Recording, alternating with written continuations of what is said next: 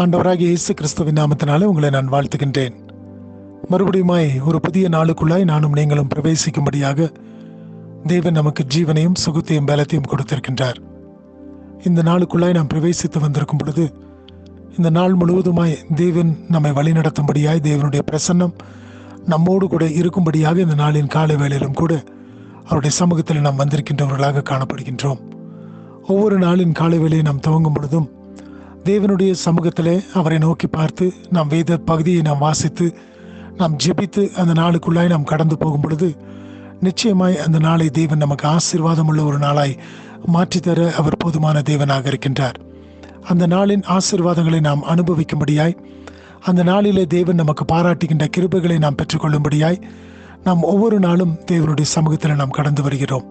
அப்படி என்று சொன்னால் இந்த நாளின் காலை வேளையிலும் கூட ஒரு வசனத்தை உங்களுக்கு முன்பதாக நான் வைக்கின்றேன். எரேமியா 29வது அதிகாரம் 13வது வசனம். Jeremiah chapter 29 verse 13. உங்கள் முழு இருதயத்தோடும் என்னை தேடினீர்களானால் என்னை தேடுகையில் கண்டுபிடிப்பீர்கள். இந்த இடத்துல நாம் பார்க்கின்றோம், தேவன் சொல்லுகின்றார், உங்களுடைய முழு இருதயத்தோடும் என்னை தேடினீர்களானால். இன்றைக்கு அநேக காரியங்கள் நிமித்தமாய் தேவனை தேடுகின்ற விஷயத்தில் நானும் நீங்களும் நம்முடைய முழு நாட்டத்தையும் முழு இருதயத்தையும் நாம் செலுத்துவதில்லை, அல்லது நாம் முழு இருதயத்தோடும் கூட அவரை தேடாதவர்களாய் காணப்படுகின்றோம். ஆகினால் தானே நம்முடைய காரியங்கள் அநேகம் நமக்கு வாய்க்க கூடாதபடிக்கு செல்லுகின்ற காரியங்களாய் இருக்கின்றது. ஆனால் இந்த இடத்துல பார்க்கும் பொழுது, நீங்கள் முழு இருதயத்தோடும் கூட என்னை தேடுவீர்களானால் என்னை தேடுகையிலே நீங்கள் கண்டுபிடிப்பீர்கள் என்று சொல்லி, இந்த நாளிலும் கூட நாம் செய்யக்கூடிய எல்லா காரியத்திலும் தேவனை முழு இருதயத்தோடும் நாம் தேடுகின்றவர்களாக காணப்படுவோம். நாம் தேவனை முழு இருதயத்தோடும் கூட நாம் தேடும் பொழுது அவரை நாம் கண்டடையத்தக்கவர்களாக காணப்படுகின்றோம். அது மாத்திரமல்லாதபடிக்கு அவர் தாமே நமக்கு வேண்டிய காரியங்களை செய்கின்ற தேவனாக, செய்து முடிக்கின்ற தேவனாக இருக்கின்றார். நானும் நீங்களும் அவரை கண்டு கொள்ள முடியும் எப்பொழுது? அவரை முழு இருதயத்தோடு கூட தேடும் பொழுது.